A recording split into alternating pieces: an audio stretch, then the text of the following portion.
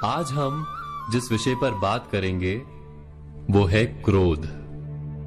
क्रोध वो भावना है जो हमारे सारे जीवन को घेर कर रहता है। क्रोध को ना उम्र की मर्यादा है, ना ही ज्ञान की।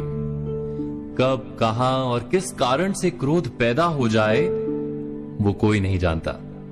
और जब क्रोध जन्म लेता है तो तुरंत ही विचार करने की शक्ति खो जाती है। बुद्धि पर अंधकार छा जाता है। वर्षों के संबंध पल भर में टूट जाते हैं। सारा जीवन बिखर जाता है। किसी भी कारागार में जाकर देखिए, अधिकतर अपराधी क्षण भर के क्रोध का दंड भोगते हुए दिखाई देंगे, पर फिर भी हम क्रोध पर अंकुश नहीं लगा पाते।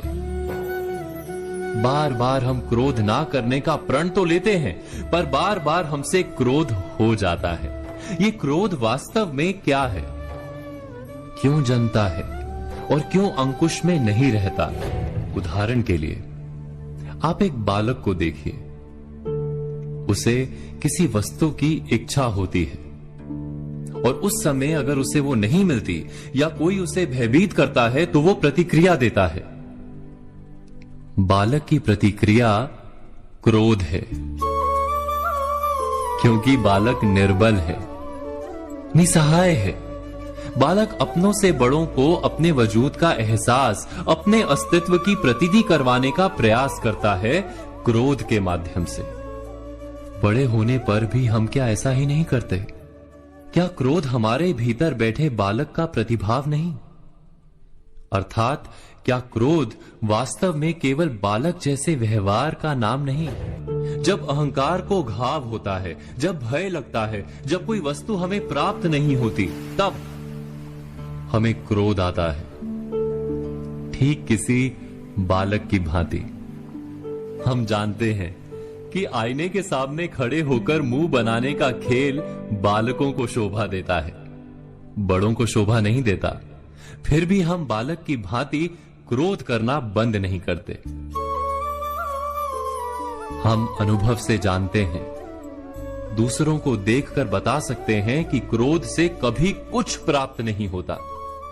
सम्मान हो, संपत्ति हो, प्रेम हो या सुरक्षा हो, क्रोध से नहीं मिलता।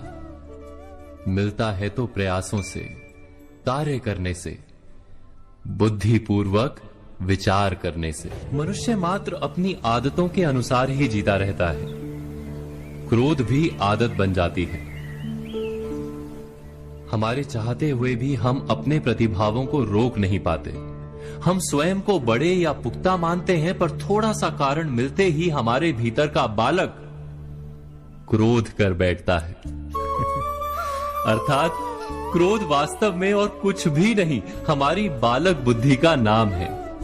जैसे ही हम इतना स्मरण में रखें कि हम बालक नहीं, बालक जैसा व्यवहार हमें शोभा नहीं देता, वैसे ही क्रोध स्वयं ही बंद हो जाता है। क्या ये सत्य नहीं? इस पर विचार मनन अवश्य कीजिएगा।